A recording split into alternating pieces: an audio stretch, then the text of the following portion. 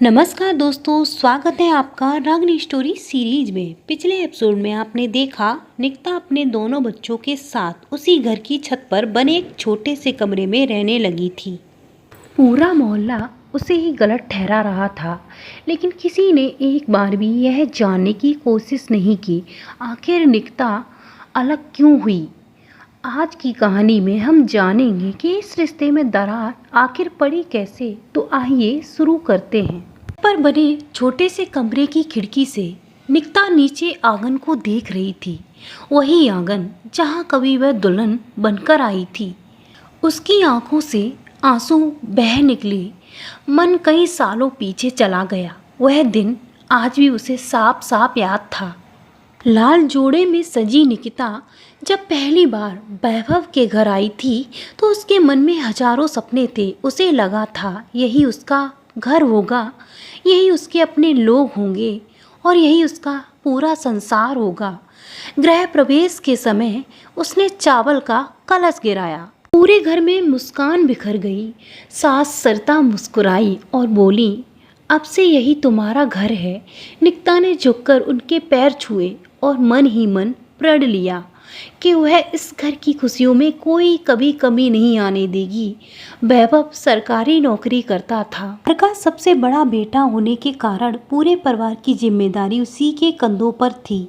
घर में सास सरिता, दो ननदें कंचन और निशा और सबसे छोटा देवर सोनू रहता था।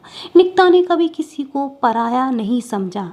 वह रोज सबसे पहले उठती, पूरे घर की सफाई करती, रसोई संभालती, सबके लिए खाना बनाती, दोनों ननद का टिफिन तैयार करती और छोटे से सोनू को अपने बेटे की तरह प्यार करती।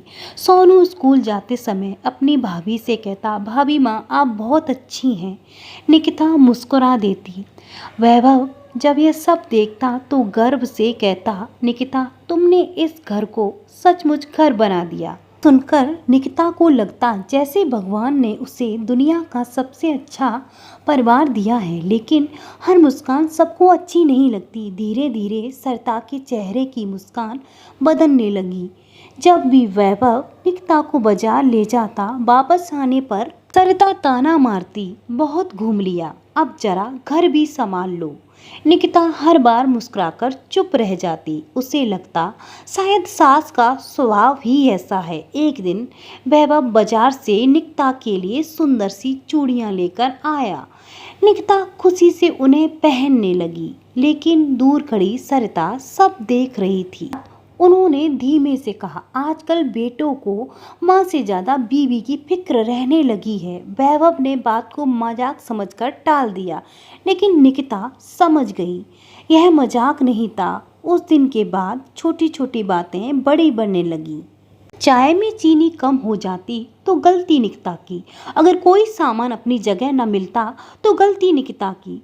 निकिता फिर भी चुप हो जाती और सोचती एक दिन सब ठीक हो जाएगा। लेकिन उसे कहाँ पता था कि जिन रिश्तों को वह अपने प्यार से सींच रही थी, उन्हीं रिश्तों की जड़ों में धीरे धीरे अविश्वास बोया जा रहा था। निकिता की आंख खुली तो सामने फिर वही छत थी, वही छोटा सा कमरा और वही अधूरा रिश्ता। सुबह उसने आटे का डिब्बा खोला। लगभग खत्म हो चुका था।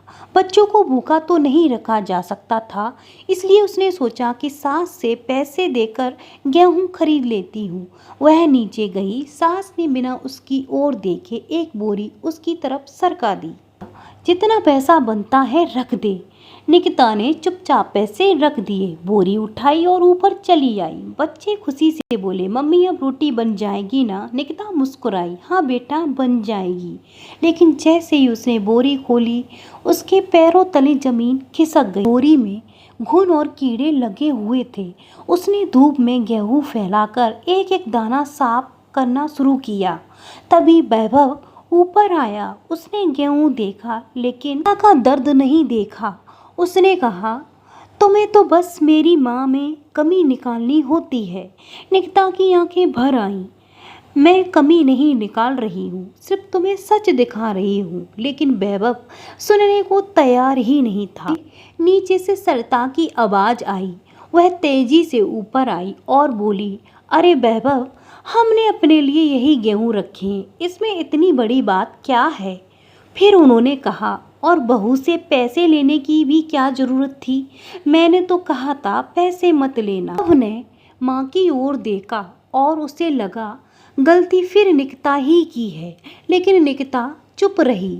उसे अच्छी तरह याद था पैसे उसने अपने हाथों से सास को दिए थे, फिर उन्होंने बिना कुछ कहे रख भी लिए थे।